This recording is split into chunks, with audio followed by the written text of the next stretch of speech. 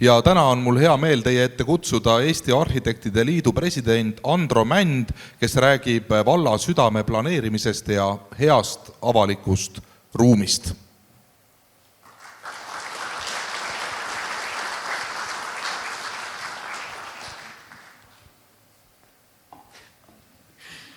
Päkavikud.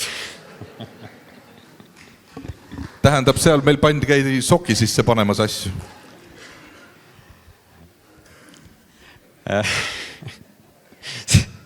See ei olnud minu ettekande osad. Nii. Tere ka minu poolt. Nii nagu öeldi, olen Andro Mänd, ei ole Hendrik Männi sugulane. Ja igapäevatöös siis juhin Eesti Arhitektide Liitu. Eesti Arhitektide Liit on juba, me oleme üle 100 aasta vanune organisatsioon ja me oleme siis üle 100 aasta Eesti omavalitsuste arengut suunanud, neid konsulteerinud, ka kritiseerinud ja ma arvan, et see on see põhjus, miks mind täna ilmselt siia on kutsutud. Aga enne kui ma lähen oma ettekande juurde, siis ma võib-olla ütlen tegelikult tunnustavalt, mida Eestis vähemalt arhitektid väga tihti ei tee omavalitsuse suunal, tegelikult ma pean tunnustama Viimsi valda. Et ütleme nüüd eelnevad 30 aastat Viimsi vald on olnud kui õpiku näide halvas mõttes, et siin on tehtud kõik selle nii, nagu tegelikult ei tohi teha, nii nagu ei tohi oma omavalitsust planeerida, siis tegelikult viimase paari aasta jooksul ma saan aru, et Tanel Talve õpetas teid hästi välja. Et viimase paari aasta jooksul tegelikult me näeme, et kuidas on toimunud väga suur muudatus just selles mõttemaailmas ja kuidas nii-öelda just selle avaliku huvi kaitsmise osas, et see nii-öelda, et turg juhib kõike, et see mentaliteet õnneks on muutumas, sest tegelikult avalik ruum on see, mida peab just eelkõige avalik sektor juhtima ja suunama. Nii, aga ja teine asi, enne kui ma hakkan ettekande tegema, siis palun andke käega märku, kes õpib siin koolis, kes on Viimsi gümnaasiumi õpilased? No? Mõni õpetaja vähemalt on? Lapsevanem? Okei, 3. Ma saan aru, et õpetajad tõstsid praegu 3. Lapsevanemad? Okei. Aga kus teie lapsed on? Õpivad? No ma ütleks, et täna on see koht, kus nad peaks siin õppima. Ja tegelikult selles mõttes mul on hea meel näha, et see saal on rahvast täis, sest enamus omavalitsuses, kui on üldplaneeringud, mis on kõige olulisem dokument tegelikult üldse omavalitsuse jaoks, kus pannakse paika tegelikult Eestis paraku 20+ aasta areng. Tegelikult see võiks olla umbes 10-aastase välbaga, peaks see uuendus olema või isegi kiirem. Aga üldiselt Eesti inimesi absoluutselt ei huvita see, mis hakkab nende omavalitsuses juhtuma. Ja selle tõttu ongi hästi kurb, et me oleme siin majas ja siin ei ole mitte ühtegi gümnasisti. Et tegelikult nemad on need, kes peaksid siin olema praegu selle kaasa rääkima, sest 10 aasta pärast on nemad need, kes hakkavad ju nende otsuste järgi ju elama ja selle kõike ellu viima. Ja see on Eestis suur häda, et meil ühiskonna õpetuse tundides ei räägita tegelikult asjades, mis puudutab nende enda elu. Nende õpivad seda, mis toimub Brüsselis, kuidas Euroopa Komisjon töötab, kõik see ei puuduta neid igapäeva elu, aga planeeringud, üldplaneeringud, detailplaneeringud, see on see, mis puudutab neid reaalselt.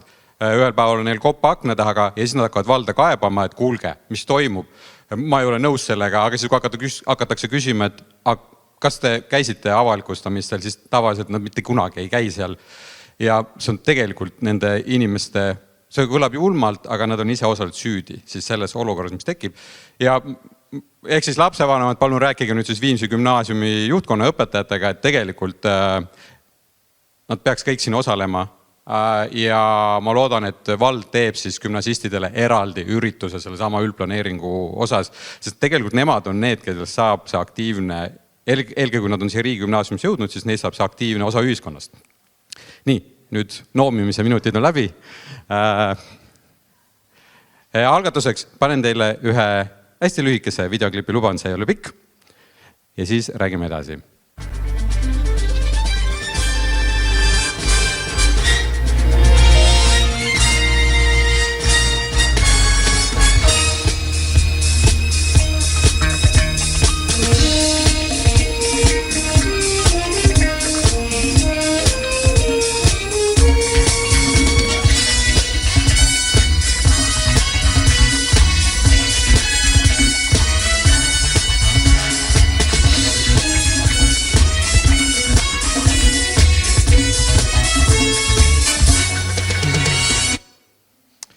Nii, minuvanune põlvkond ja vanemad põlvkonnad tundsid ära, millega oli tegu. Eelkõige viimsilased, kes nägid Soome televisiooni, siis suur kultussari Tallas aastast 78. Ma ei pannud selle sarja pärast, vaid just selle algus videoklipi pärast, mida te siin näete. Te näete 78. aasta arusaama ameerikalikust, toona veel ka Euroopas, linnaplaneerimisest.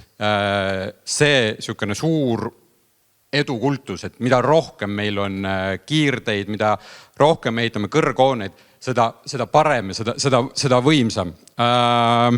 Nüüd ringi küsimus, 78. Millised muudatused toimusid Viimsi sellises ruumilises keskkonnas aastal 78 konkreetselt juhtus üks asi, aga üldse ma küsin laiemalt, et 70-ndad, 80-ndad. Vaba mikrofon, lihtsalt hakkake rääkima. Valesi vastuseid ei ole, te olete kohalikud.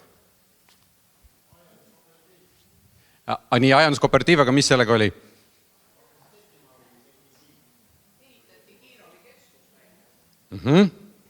Ehitati Kiirovi keskus välja.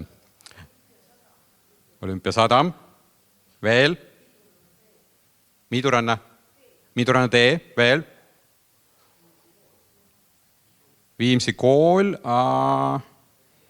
Võt seda ma ei oska, võib-olla, see näitab minu ebapädevust, et ma ei ole kursis. Nii, aga ma ei piina teid rohkem. Aasta 78 Viimsi. Täpselt samal aastal avati siis Pärnu maanteel esinduskauplus, mõni aasta hiljem siis ka Kala grillbaar koos väikese hotelliga. See oli teie omavalitsus, mis seda tegi. 79 Aabneeme haigla polikliinik, 74 Aabneeme kaubakeskus, 74 Aabneeme vanadekodu, 75 Viimsi staadion, 83 Aabneeme lasteaed, 73 ka Pringi ajendijoone, mis siin juba korra läbi käis. Siin on veel kõik see muu edulugu, kõik need kalakasvatused, valgumarjad, kõik see Kaug-Ida kalatööstuse teemad, kõik veel, ma ei tea, lisaks veel tootmisüksused, ma ei tea, mis on mütside valmistamist kuni suveniiri Tšehhini, alumiiniumkruusid, šampoon, kõik see. Ehk siis ma tahan ütelda, et see omavalitsus me praegu olime või oleme, et aastal 78 teie olite edumeelsemad kui toonased Ameerika linnad. See, mis te siin tegite, oli Eesti mõistes midagi, müssid, võib-olla Saku mingil määral võib-olla oma selle nagu ehitatud keskkonna selle poolest nagu konkureeris teiega. Aga tuleb tunnistada, et super võimas, et teil ei ole ka nagu läänemaailmas mitte millegi pärast nagu alaväärsust tunda.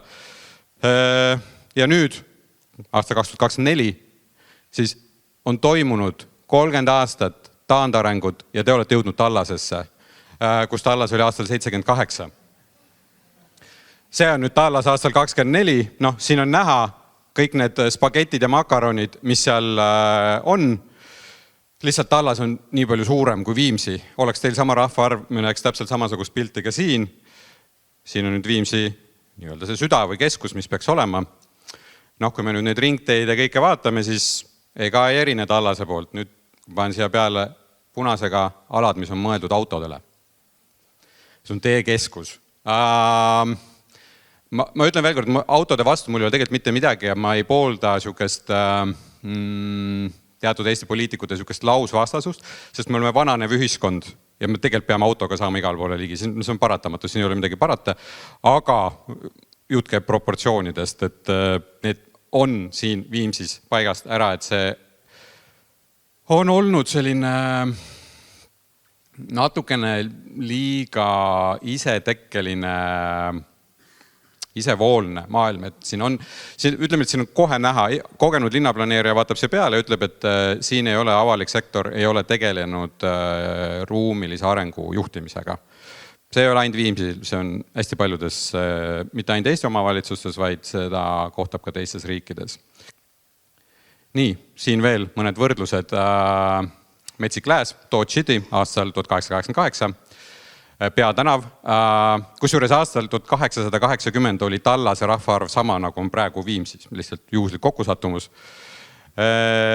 ja nüüd paneme see kõrvale Viimsi aastal 24, leia 10 erinevust, võiks selle pildi kohta ütelda.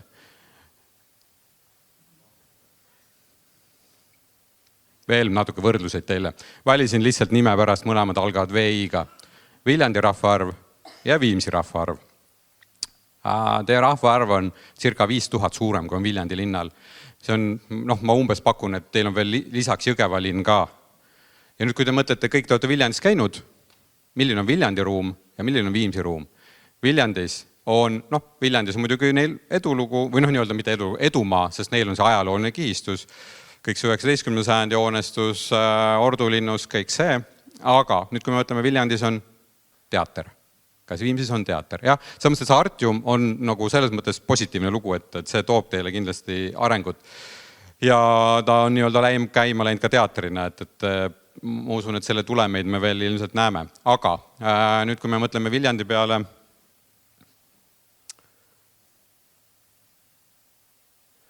siis see on see kohvikute maailm, see on see tänavaruum. Ja tõsi, Viljandis see ei ole üldse vana, need kohvikute asjad hakkas tekkima, ma ei tea, umbes 10 aastat tagasi või siuke, ja neid järjest tekib sinna juurde. Viimsis teil ei ole seda, sellepärast, et teil on kaubanduskeskused, mis on kontrollitud ruum, kus sa lähed ühest uksest sisse. Tavaliselt seal seda välikohvikut ala ei ole ja kui ongi, siis see maja on ümbritsetud parklast, et miks peaks keegi tahtma üldse sinna parklasse oma kohvi jooma minna. Ehk siis te peate hakkama, kui te rahvaarv on nii suur, te olete Eesti kõige jõukam omavalitsus, et te peate hakkama looma linna, te ei saa olla enam kolhoosi keskus. Nii, ja nüüd, kui me hakkame seda linna looma, siis mis on tänapäeva nagu sellised Euroopalge linnades hästi oluline ja mida kõik üritavad tänapäeval tekitada ja luua, on aktiivne tänavafront. Eestis 90-ndatel, 0-ndatel oli hästi tavaline see, et me lajatasime ka suuri parkimismaju või siis ka kaubanduskeskuseid oma sandwich-paneelidega, kus kogu tänavafront on tegelikult surnud front, ehk tummfront, sa lähed ühest uksest sisse ja tuled kuskilt võib-olla teisest välja. Aga see, et sul tänavaruum aktiivselt suhtleb selle hoonega, seda meil ei ole. Ja miks? See on nagu oluline. Siin nüüd tuleb ka nagu äriline aspekt nüüd mängu. Siin on nüüd graafikud. Tänavakohvikute istekohtade arv muutus kesklinnades nüüd siin viimase 20 aasta jooksul. Ja me näeme, kuidas Läänemaailma linnades, need on nüüd välikohvikute kohtade arvud, kuidas on üppeliselt tõusnud välikohvikute kohtade arvud, sest et kui, ütleme nii, et kui ühiskond saavutab teatud jõukustaseme, mis on Eestis saavutatud, siis inimesed hakkavad rohkem oma raha ja aega kulutama just sellele vabale ajale. Ja just see kohvikutes käimine, et see on jõudnud nüüd ka Eestisse õhtul, et sa ei joo selle tassi kohvi kodus, vaid sa lähedki õhtul või ka lõuna ajal, et sa lähed välja, sa oled seal, sa lihtsalt veedad aega. Ja Tallinnas on see kohal, Pärnus, Tartus ka, Viljandis ka tärkab, et tegelikult Viimsis peaks olema see samamoodi, aga lihtsalt see struktuur ise ei toeta see, mis on siia loodud. Ehk siis ma nüüd ütlengi selle uue linna või selle üldplaneeringuga tegelikult tuleks anda nagu suuniseid, et me jõuaksime Viimsi puhul ka siukse ubase nagu väikelinna miljööni. Ja võib ütelda, et me oleme Viimsis, et me ei ole, ma ei tea, Melbourne või Philadelphia, nagu mis siin näited on, aga samas me näeme, siin on ka Kopenhaagen ja Stockholm. Ja siin on nüüd näide, tekst on natuke hüppesse läinud, aga näide Reykjavikist. Usku mind, seal on veel halvem kliima, kui on Viimsis. Lihtsalt tuleb, see alustruktuur tuleb luua, et saaks hakata tekkima kohvikute maal. Mitte ainult kohvikud, vaid ka kõik need väikeärid. Mitmekesisus on ülioluline. Siin vallavanem tõi just välja selle, et eesmärk on see, et rohkem inimesi töötaks Viimsis. See on ülioluline eesmärk ja see on üks põhilisi, mille nimel tuleb töötada. Ja sellega tegelevad praegu kõik Lääne-Euroopa linnad, et mitmekesisus, ütleme nii, et mitmekesisus kõigis selle variatsioonides, üks on muidugi rahvuslik mitmekesisus või nii-öelda, mitte rahvuslik, sotsiaalmajanduslik või ütleme nii, et peab olema nii-öelda see madalam sissetulekuga elanikkond ja jõukam ja nad peavad olema segunenud, mitte et nad elavad, üks elab ühes valla otsas, teine grupp elab teises valla otsas. Aga mitmekesisus ka just funktsioonide osas, et me ei saa kõike üles ehitada ainult kohvikutele või büroodele, et tegelikult siin ongi nüüd praegu Brüsseli, nüüd mõned aastad tagasi kokku pandud juhtnöör. Brüssel tegeleb aktiivselt väiketööstuse tagasitoomisega Brüsseli kesklinna ja see ei ole ainult Brüssel, vaid see on teised Euroopa linnad ka. Just töökohtade tõttu, et tuua sinna töökohad ja rohepöörde tõttu muidugi ka kõik need muud transpordiga seotud kulud, näiteks mikrotööstus, mida see tähendab? Soodustatakse, ma ei tea, seal nad ise tõid näiteid, nii-öelda need keldris seente kasvatamine, toiduseente kasvatamine, siis autoremondi töökojad, mis on hästi olulised. Remondipoed. Kui me mõtleme Eesti peale ka, siis remondipoed asuvad kõik linnast väljas, sa pead sinna minema autoga. Aga ütleme Brüsselis ka, et samas ehitusblokke sa sealt remondipoest ei saa osta, mis kesklinna nagu nii-öelda tagasi tuuakse, aga saad osta sealt maalrid tarbeid näiteks. Et sul on vaja värvi, sul on vaja teipi, ma ei tea, kummikindad, midagi iganes. Et see, mida inimesed ise teevad, et nad saavad neid uuesti kesklinnadest tagasi. Ja kõik need pagaritööstused ja kõik asjad, et sellega tegeletakse aktiivselt ja see võiks olla ka Viimsi nagu üks tõesti eesmärk, et see uus keskus, mida te siin nagu hakkate kujundama, et sealt ei tohiks välja jääda see mitmekesisus just funktsioonide osas. No, siin on nüüd sellest samast Brüsseli näitest või Brüsseli sellest juhtnöörides väike pilt, siit kahjuks ei ole küll väga aru saada, aga esimene korrus on siis nii-öelda sellised igasugused väiksed töökojakesed, workshopi ruumid, siis teine korrus on ladude pind. Ja see on ülioluline, et esimene korrus oleks siiski aktiivne, kust nii-öelda käib see suhtlus tänavaga, et laopinnad ja sellised ei ole inimese nii-öelda liikumistasandil. Hästi oluline, kihistused. Kindlasti on looduslikud kihistused, selles mõttes teil veab, teil on meri, siis on teil see paeastang, et teil on nagu väga tugevad eeldused, aga linnade puhul on ülioluline on ajaloolised kihistused. Just esiteks identiteediloome osas, et kui te, ma ei tea, iga tartlane, nende jaoks on see Tartu Ülikool, Tartu Raekoda, kõik see on nagu see, mis on osa nende identiteedist. Pärnul samamoodi on rannahotell, rannahoone. Ma küsin, et mis on Viimsi? Mis on see teie nagu see kihistus, mille ümber te hakkate oma seda nagu lugu ehitama või seda sellist narratiivi? Siis tegelikult see teie see ajalooline kihistus ongi see teie see hiilgeaeg, mida ühiskond ei väärtusta, kuigi see on pool sajandit vana kihistus tegelikult juba ja näiteks Soomes on modernistlik ja postmodernistlik arhitektuur nemad juba hindavad seda ja nad kaitsevad seda ja nad väärtustavad seda, sest nad saavad aru, et see on osa nende kultuurist, osa ühiskonnast. Ja muidugi soomlastel, neil on Alvar Aalto, et see on nagu ülemaailmne ikoon ja selle ümber nad on seda kella löönud juba pool sajandit. Tõsi, see kihistus on hävinud. See on üks kõige kurvemaid, selles mõttes, et olles arhitekt, siis see on Eesti oli üks parimaid postmodernistliku arhitektuuri näiteid üldse ja mitte ainult Eestis, vaid sellepärast ka maailma mõistes tegelikult oli midagi unikaalset, mis lihtsalt harimatuse tõttu, ma ütleks, lasti maha lammutada. Siin on selle sisevaated. Tõsi, ta oli räämas ja seal oli tulekahju ja kõik see muu, aga see oleks olnud midagi, mille ümber oleks saanud hakata seda uut või nii-öelda kihistust kasvatama. Siin nüüd üks pilt, ma arvan, et enamus tõesti ei tunne seda ära, aga tegu on Leonhard Lapini siis projekteeritud punase Pompeiga, mis siis oli seal, ma vaatan, kas siit pildi pealt natuke paremini aru saada. See veel oli alles siin mõni aeg, ütleme nii, et need maapealsed astmestikud, need on teil tegelikult alles seal, aga see Pergalo moodi asi, et seda enam kahjuks ei ole, aga ma ütlen, et võiks mõelda selle taastamise osas, sest et ütleme, et Leonhard Laapin on siiski Eesti kultuuris väga sihuke suur nimi, et kui te saate hakata nagu näitama, et näete, et meil on siin nüüd kiiresti hüppan veel Laapinasse, siis teie postmodernistlikud eramud, ma ei tea, mis seisus need on, võimalik, kindlasti on neid osaliselt ümber ehitatud, aga te võiks hakata nüüd mõtlema ka nende tulevikaitse peale, siin on samamoodi, ma ei tea, Anskõlli tehtud eramud, et ja suurepärane näide Viimsis, need samad vanad mahutid, lihtsalt silikad kivist pütid, aga tegelikult see, et sinna on viidud nüüd see galerii sisse ja siis teine on see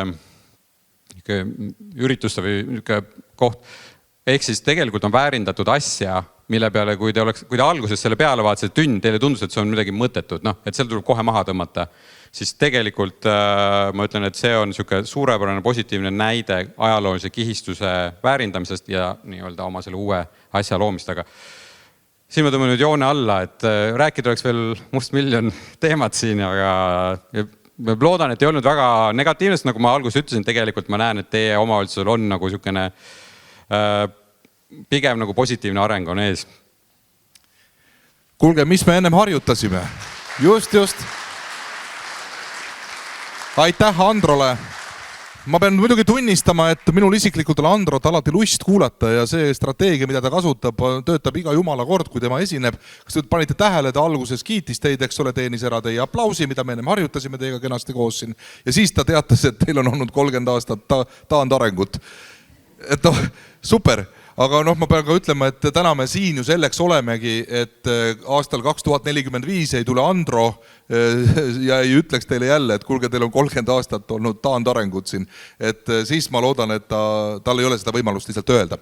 Aga meil on, hääd inimesed, võimalus tänastele esinejatele ka 1-2 sellist kiiret küsimust esitada ja ma panen teile, head inimesed, südamele, ma rõhutan sõna küsimus, et ärme kommentaare praegu hakka siin andma, selleks on päeva teine pool, kus te saate seda ohjeldamatult teha, aga kui on kiireid küsimusi Androle, siis palun, teil on selline võimalus, jah, seal on ja seal on ka, siis ongi 2 tükki täis.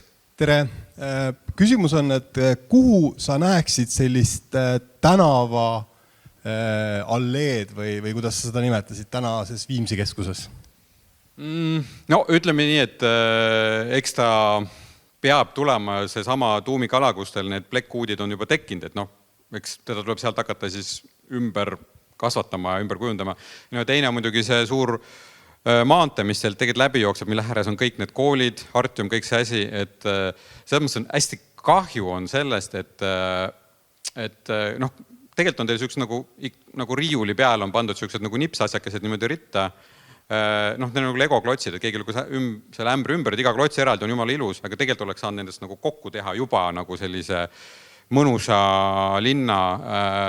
Et eks ilmselt ta peab kuskile sinna piirkonda teil tulema, aga siin tasuks kindlasti mõelda, et kas need parklad, mis on siin iga selle kaubanduskeskuses, et kas need on sellisel kujul vajalikud, et kas need saaks kuskile mujale ümber viia, et nagu see ala, muidugi probleem on ka selles, et nad on natuke monofunktsionaalne, on see ilus riiul, see vitriin seal, et seal on kool, seal on lasteaed, kõik, aga seal vahel peaks olema ka nagu pikitud, nagu mitmekesisus tegelikult vajaks linn, et ta ei oleks nii, et kell 6 kukub, et siis see pool tänavast tegelikult sureb välja, et see, ütleme nii, et aga neid tagasi keerata on väga raske, aga eks ta ilmselt seal praeguse tuumiku ala juures kuskilt peab olema, sest et esiteks seal on juba see kriitiline mass mingil määral olemas, et sealt hakata seda edasi kasvatama.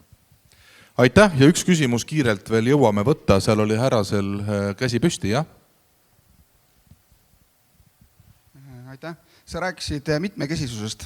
Meil on nüüd mitukümmend aastat siin asi liikunud nagu elamuehituse suunas ja ainult elamud ja elamud. Nüüd on teine äärmus, nüüd siis on hirmus looduskaitse alla võtmine. Kas see kõik vaba ala nagu looduskaitsealaks võib ka olla mingi oht meie siis tuleviku mitmekesisusele?